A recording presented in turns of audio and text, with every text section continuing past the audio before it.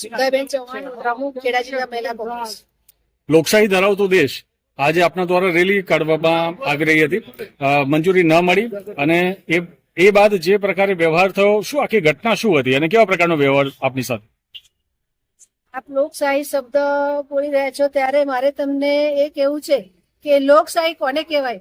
લોકશાહી એટલે લોકોનું, લોકોથી અને લોકો વડે ચાલતું શાસન.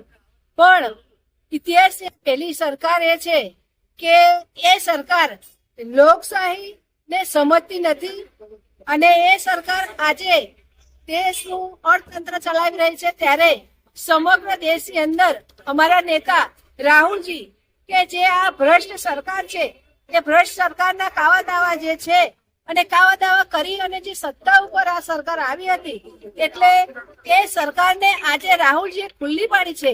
અને ખુલ્લી પાડી છે એ રીતે કે અત્યાર સુધી જયારે તેઓ સત્તામાં આવે છે ત્યારે તે ચોરી કરીને સત્તા પર આવે છે.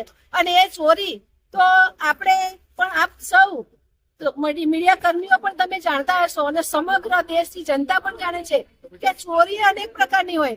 કોઈ ચંપલ ચોરે, કોઈ કંઈક ને કંઈક રીતે ચોરી કરતા હોય, પરંતુ આ તો વોટ ચોરીનું કૌભાંડ જે છે એ આજે ભાજપ સરકારનું ખુલ્લું પડી રહ્યું છે. અને આજે સમગ્ર દેશની અંદર આજે 8 વાગ્યાનો રાહુલજી દ્વારા જે સૂચના આપવામાં આવી છે તે કાર્યક્રમ આજે સમગ્ર દેશની અંદર વોટ ચોર, ગાડી ચોર.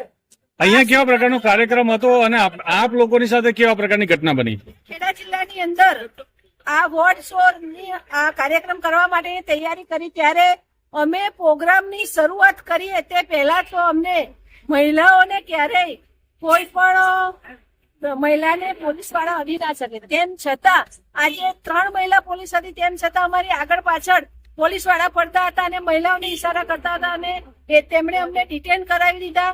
અને પ્રોગ્રામની શરૂઆત થતા પહેલા અમારો પ્રોગ્રામ શું છે એ અમે તો પબ્લિકને સંદેશ પહોંચાડવા માંગીએ છીએ કે સમગ્ર જિલ્લામાં અને જિલ્લાના તાલુકામાં દરેક ગામડામાં 4 અને 14 પબ્લિકને આ ભ્રષ્ટ સરકાર, આ ચોર સરકારની વાત પહોંચાડવા માંગે છે કે હવે તમે જાગો. પબ્લિકને એ મેસેજ પહોંચાડવા માંગે છે કે તમે જાગો, આ વોટ સરકારથી તમે જીતજો. તમને પણ ખબર છે કે અમને અંદર અત્યારે અહીંયા પોલીસ સ્ટેશનમાં ડિટેન કરવામાં આવ્યા હતા ત્યારે ગેટ બંધ કરવામાં આવ્યો હતો. મને એ નથી સમજાતું કે આ તમે મીડિયા છે એ લોકશાહીમાં તમે એક ચોથો સ્તંભ છો, તેમ છતાં પણ તમારી પણ અહીંયા આગળ અંદર એન્ટ્રી નહીં. અમે જયારે તમારે પબ્લિક સુધી વાત પહોંચાડવી હોય તો તમે પબ્લિક સુધી વાત અમારી પહોંચાડી શકો, પરંતુ તમને પણ અંદર આવવા દીધા નથી. એ પણ આ સરકાર, ભ્રષ્ટ સરકારની એ અમારી એક કમનસીબી છે કે આવી સરકારમાં અમારે આ કાર્યક્રમો કરીએ છીએ ત્યારે એ કાર્યક્રમોમાં અમારે ડિટેન થવું પડે છે. ઓકે, જે આપનું આખું નામ ને પરિચય? મારું નામ ખેડા જિલ્લા કોંગ્રેસ સમિતિના પ્રમુખ કાળુસિંહ ડાભી અને પૂર્વ ધારાસભ્ય. કાળુસિંહજી, આજ રોજ જે આખી ઘટના બની, આખી સમગ્ર ઘટના શું હતી અને શા માટે આવી ઘટના બની તમારી સાથે? સમગ્ર દેશમાં એટલે અહીં ગુજરાતમાં નહીં પણ સમગ્ર ભારતમાં આજે અમારો મસાલ રેલીનો જે કાર્યક્રમ હતો એમાં અમને પરવાનગી પણ ના આપી અને અમે અમારી રેલીની મસાલ રેલીની તૈયારી જ કરતા હતા અને અમારા બધા કાર્યકરોની ગેરકાયદેસર ધરપકડ લીધી અને ખોટી રીતે પોલીસે અમને ખૂબ રંજાડીને આજે અમારો જે રેલીનો કાર્યક્રમ હતો એ કાર્યક્રમ અમને થવા નહીં દીધો. અમારો જે વોટ ચોરીનો જે મુદ્દો હતો એ સમગ્ર જનતાનો જે અમારો ગુજરાતમાં અને આખા દેશમાં, એમાં અમે જે ખેડા જિલ્લામાં આજે અમારો કાર્યક્રમ જિલ્લાવાર જે કાર્યક્રમ હતા એ જિલ્લાવાર કાર્યક્રમ કરવા જઈ રહ્યા, લોકોને જાગૃત કરવા જઈ રહ્યા. આ લોકોએ વોટ ચોરી એટલે બુથવાર ઘણા બધા વોટનું એવું કોઈ સ્થળાંતર કરી ગયેલો, જીવતાને મરેલા બનાવે, મરેલાને જીવતા બનાવે. હું તો લોકસભા લડ્યો એટલે મને પોતાને ખબર છે કે હું જે વખતે ચૂંટણી લડતો હતો તો મને એવું લાગતું હતું કે આ વખતે અમે ચૂંટણી અમારી ઘણી સીટો 10-12 સીટો આવશે. પણ જ્યારે ચૂંટણીનું રિઝલ્ટ આવ્યું 1 મહિના પછી ત્યારે મને ખબર પડી કે મને એવી ખબર પડી અને અત્યારે મને પણ પોતાને અહેસાસ થાય કે એક બૂથ ઉપર 100 વોટનું આ લોકોએ બૂથ ચોરી કરી, મત ચોરી કરી હોય તોય મારો 2040 બૂથ હતો એટલે 2,10,000 વોટ જેટલો ફેર પડે એટલે હું 3 લાખ વોટે હાર્યો. તો મને પોતાને ખબર પડી કે જો આ લોકોએ આવી જ રીતે અમારા રાહુલજીએ જે છેલ્લા 3-4 દિવસથી જે આખા દેશમાં જે મુદ્દો ચાલે છે, ચૂંટણીનો મુદ્દો અને જે ગેરરીતિનો મુદ્દો બતાવવામાં આવ્યો, એ મને પણ પોતાને એમ થાય કે હું જે એક જ બૂથ ઉપર આ લોકોએ 100નું એ કર્યું છે ચોરી, તો હું ચૂંટણી ખરેખર લોકશાહીની ઢબે ચૂંટણી નહીં હાર્યો. આ સરકારની અનીતિના લીધે અને આ સરકારને એના તંત્રના લીધે ચૂંટણી પંચના લીધે હું ચૂંટણી હાર્યો. આજ રોજ તમે જયારે આ રીતે રેલી પ્રદર્શન કરવા માટે આવ્યા ત્યારે પોલીસે આપની અટકાયત કરી.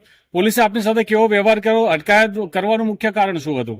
મુખ્ય કારણ એમને એવું હતું કે અમને પહેલા તો અમે હવારેથી જ એમને અમારા ભાઈ ગોકુળભાઈને અમારા બધા જે કોંગ્રેસ સમિતિના અમારા જે આગેવાનો હતો મંજૂરી યુવાનો બધા છોકરાઓ ગયા, અમને મંજૂરી ના આલી. અને પછી અમે જે કાર્યક્રમ કરવા ગયા સંતરામથી અમારે સરદાર પટેલના સ્ટેચ્યુ સુધી અમારો કાર્યક્રમ હતો, પણ સરદારસિંહના સ્ટેચ્યુ સુધી નહીં, પણ હમણાં સંતરામ મંદિરમાંથી અમે અમારો કાર્યક્રમ પણ ચાલુ નહીં કર્યો. તે મોટો અમારા બધાય કાર્યકરો ખૂબ ઉત્સાહથી મોટા ભાગે સમગ્ર ખેડા જિલ્લામાંથી કાર્ય કરવા હતા. મોટા ભાગે અમારા આગેવાનો ભાઈ સંજયભાઈ છે, નટવરસિંહ છે, ભાઈ માલસી સાહેબ છે, બધા ખૂબ મોટા બધા અગ્રણી આગેવાનો હતા. બધાની એક જ મિનિટમાં પોલીસે અમારી ધરપકડ કરી અને અમને ખૂબ આજે તહેવારનો દાડો હતો છતાં બધા મહિલાઓ પણ અમારી સાથે સુધાબેન મહિલા પ્રમુખ છે, બીજા અમારી બધી અગ્રણી મહિલાઓ એની પણ છે, યુવાનો છે, ગોકુલભાઈ શાહ છે, બધા અમારા શહેરના પણ બધા અગ્રણીઓ યુવાનો ખૂબ ઉત્સાહભેર આજે કાર્યક્રમ કરવાના, લોકોને જાગૃત કરવાના, મશાલ પ્રજ્વલિત કરી અને લોકોના અમારો સંદેશ પહોંચાડવાનો હતો કે ભાઈ આ લોકો આવી રીતે મત ચોરી કરે, સીધો લોકશાહી ઉપર હુમલો છે, એટલે આવનારા સમયમાં આવું ના બને એના માટે અમારો આ જાગૃતિનો કાર્ય. લોકશાહી ધરાવતો આ દેશ છે અને આપના દ્વારા જયારે પરમિશન માંગવામાં આવી ન આપી, શું કારણ લાગે છે? હા, એમને જે કઈ સરકારના આથા બનીને એમને આપી નહીં, પણ આવનારા સમયમાં અમે કાર્યવાહી કરીશું. આવનારા સમયમાં અમને આજે તો ખૂબ જ હેરાન કર્યા, પણ આવનારા સમયમાં આવું ના બને એના માટે અમે ઉપર અમારી મીડિયાને પણ તેમની કામગીરી કરતા રોકવામાં આવી પોલીસ દ્વારા. શું કહેશો આ બાબતે? મીડિયાના ભાઈઓ પણ અહીંયા અમારી પોલીસ ચોક્યા તો એ લોકોને ધક્કા મારીને બહાર કરવામાં આવે, એ દુઃખદ ઘટના છે. આજે લોકશાહીનો જે ચોથો સ્તંભ છે એમને પણ એ સાચી માહિતી નહીં આપતા અને પોલીસ એ સરકારના હાથા બની અને પોલીસ આજે નહીં તો કાલે પણ સરકાર તો બદલાવાની છે, એ વાત ચોક્કસ છે. આજે આ લોકો જે આવી રીતે વર્તન કરે ત્યાં આવનારા સમયમાં એમને પણ તકલીફ પડશે અને અમે એનો બદલો પણ લઈશું. ઓકે.